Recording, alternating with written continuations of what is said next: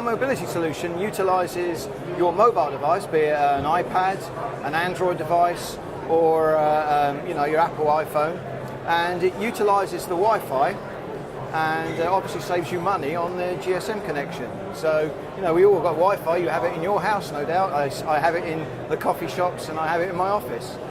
It also extends my office unified communications out to my mobile device. So I don't shut down the communications when I shut my laptop down.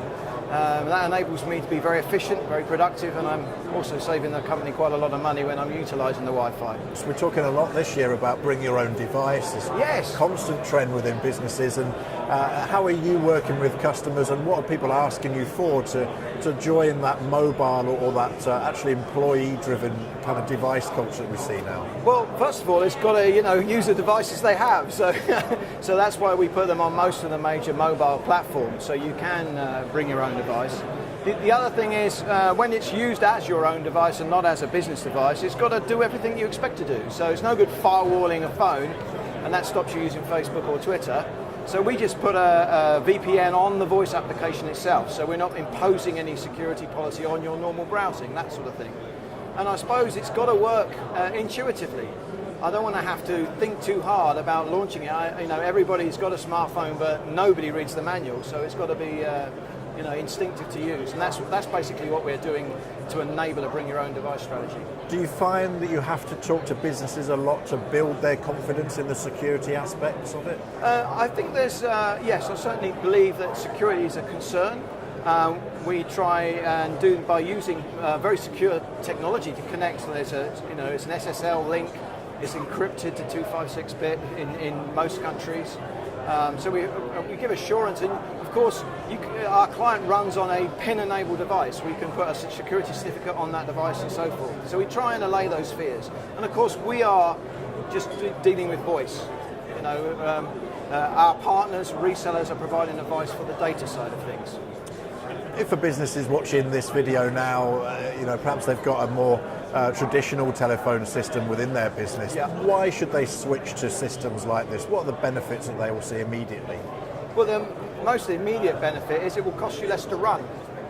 We often talk to our customers about the cost of doing nothing. So that's about paying that maintenance contract every month. That's very high because you've got a traditional system. Perhaps there's more failures happening. It's very complex to keep going. Maybe you have to pay people to do that.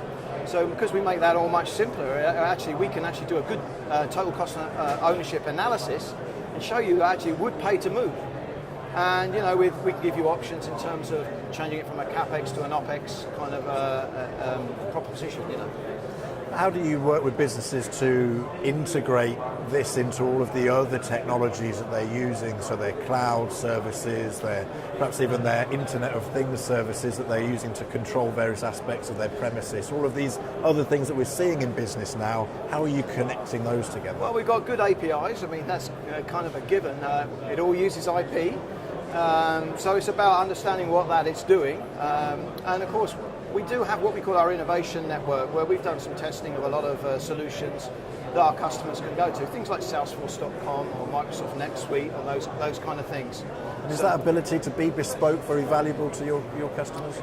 I think knowing you can do it is a good thing. Not necessarily bespoke for every customer, because customers are doing similar things. We can do quite a lot with our API and with our software development kits.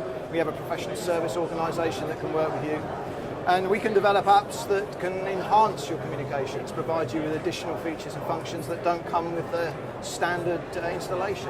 Well, obviously a business that's responding to a lot of the trends out there in the world of enterprise at the moment. How do you see things moving on over the next few years? What are the things that you're looking at in the market as developing? So you can't go anywhere without saying the word cloud these days. I always wonder what people do on a sunny day, but we're very much moving on giving the customers a choice of deployment. So we're looking at being able to take services, unified communication services, out of the cloud and bring them into what may be a premise solution or a hosted solution. It's up to you.